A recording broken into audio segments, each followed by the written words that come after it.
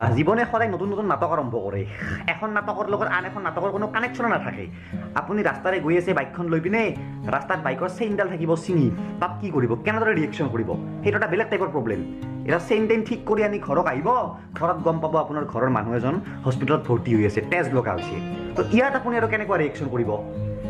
তো পৰিস্থিতি মানে বেলেগ বেলেগ, তো ৰিয়েকশ্যনো বেলেগ বেলেগ।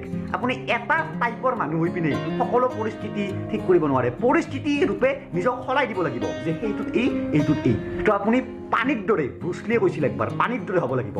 পানীৰে আপুনি পানী মদতো মিক্স কৰি খায় মানুহে, পানীৰে ঔষধো খায় মানুহে, পানীৰে চাও বনায়, পানীৰে ভাতো বনায়।